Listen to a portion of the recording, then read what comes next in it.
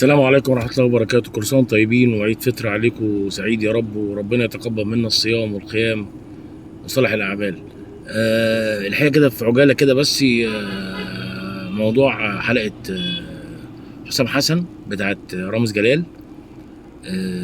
نادي الزمالك المفروض ما يسكتش على الكلام ده خالص، ومن زمان المفروض ما يسكتش، ومن السنة اللي فاتت واللي قبليها لما كان بيجيب لعيبة الزمالك ماشي ويجيب لعيبة الأهلي ويبتدي يعمل تنمر على نادي الزمالك. وبيقصد ان هو يكيد جمهور الزمالك ويكيد مجلس اداره نادي الزمالك، لانه طبعا الشيخ ترك، والشيخ ترك طبعا اهلاوي، فهو خدام عنده، فده حته اراجوز ما يسواش 3 مليم، حته اراجوز. وللاسف احنا اللي عاملين له المشاهدات، يعني احنا لو مش هنتفرج عليه مش هيبقى تاني ملياردير بسببنا احنا اللي بنتفرج على الهيافه. احنا كده الشعب ده يجي على مش عارفه ايه ويتصدر زي ما بيقولوا يعني. اللي قاله حسام حسن امبارح خلاص ده دليل ان هو مش حافظ العيش والملح.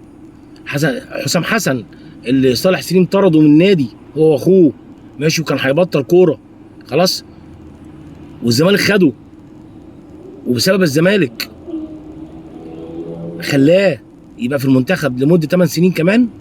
ما حفظش جميله لما جمهور الزمالك كان بيعمل له بانرات وصورته ويحطها في المدرجات هو واخوه. ما حفظش الجميل.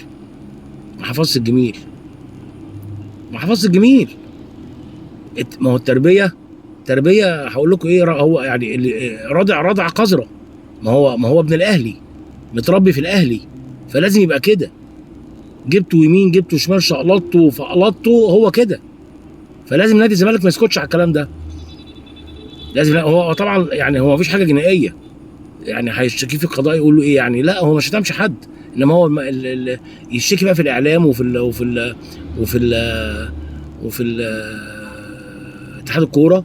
خلاص في هناك لجنه الانضباط، علشان ده لازم يتشال من المنتخب، لان ما ينفعش يبقى مدير فني منتخب مصر يتربط على سرير عشان يروح ياخد له 2 مليون 10 مليون دولار ولا 10 مليون جنيه.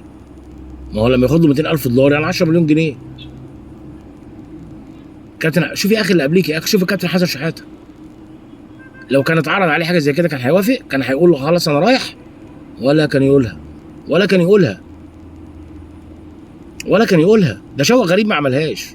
شوق غريب لما مسك منتخب مصر ساعتين 3 ما عملهاش. فانت كمان فوق ان انت بتهين نادي الزمالك، فانت بتهين التايتل بتاع مدرب منتخب مصر. وخلي بالكم ده مش عشان انا زملكاوي وهو بيهين الزمالك، لا بالعكس خالص. لو مدرب اصله زملكاوي وماسك منتخب مصر وعمل كده برضه هطلع برضه اقول عليه كده مهزأ.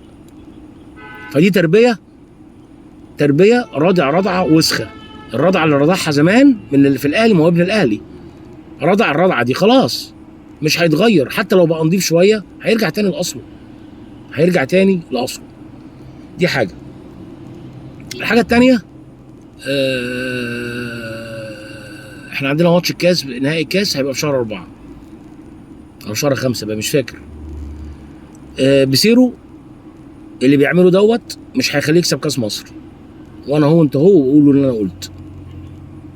اللي بيعمله بسيرو ده مش هيخليه يكسب كاس مصر، لان بيراميدز غير كل الفرقه دي. هتقول لي اصل بيراميدز بيهاجم ويلعب ب3 ورا، مش هينفع يلعب ب3 ورا، لان احنا قلنا اللعيب اللي في ما هو فيريرا لعب ب3 ورا، خد بيهم دوري سنه خلاص، وهو لعب ب3 دول قدام الاهلي. لكن المشكله في الزمالك ان السكواد اللي كان مع فيريرا خلاص كان بيعرفوا يتحولوا من الهجوم للدفاع. لما يبقى فوق الكوره ب6 7 لعيبه خلاص بيعرف ازاي يرجع تاني يدافع، يرجع تاني يقفل الاطراف كويس. يعني لما يجي يدافع يلعب 4-5-1 او 4-1-1 او 4-3-2-1، وهو في فوق الكوره بيلعب ب3-4-3. طب ما هو 3 اللي ورا دول بينكشفوا، لان الباكين عشان يرجعوا ورا خلاص عقبال ما بيرجعوا ورا بيكون لعيبه خط النص نفسها رحلت عليهم، لان تبقى الهجمه سريعه بيبقى الفرقه ماسكه الكوره، فعشان كده تلاقي تملي مع بيسيرو الفرق اللي لعبتنا كلها بيبقى مسيطر على خط النص شويه، وبيجيبوا جون في الاول واحنا نتعادل ونغلبهم وهكذا. كوبي بيست الماتش اللي فات برضو، كوبي بيست جابوا الجون برضو ماشي، ولا احنا تعادلنا الاول بعدين احنا جبنا الجون وبعدين هم تعادلوا ماشي ورحنا جايبين فيهم الجون لولا زيزو. فعايز اقول يعني يا جماعه لو سمحتم اقعدوا مع الراجل ده، ما ينفعش مع بيراميدز 3-4-3. لو عندك سكواد قوي وجامد يقدر يتحول من الهجوم للدفاع، يقفل تلت ملعبه، خلاص العب بيها 3-4-3 حلوه جدا، لان هتامن لك دفاعي وهجومي. انما انت ما عندكش الكلام ده، ما عندكش الكلام ده. بيراميدز ما ينفعش يسيطر على نص الملعب، لو سيطر على نص الملعب كل سنه وانتم طيب، شكر الله سعيكم. فيا جماعه اقعدوا مع الناس دي، اقعدوا مع بيسيرو وفهموه خلاص ووعوه ان ما ينفعش الكلام ده، الكلام ده ما ينفعش.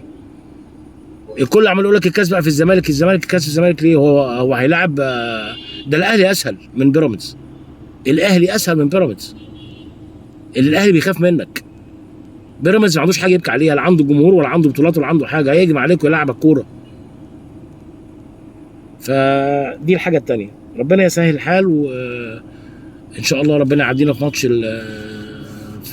في دور الثمانيه في الكونفدراليه، ونادي الزمالك ان شاء الله باذن الله نفرح ان شاء الله نحقق كاس مصر، وان شاء الله ناخد البطوله الكونفدراليه وربنا يكرمهم جميعا. شكرا، السلام عليكم ورحمه الله وبركاته.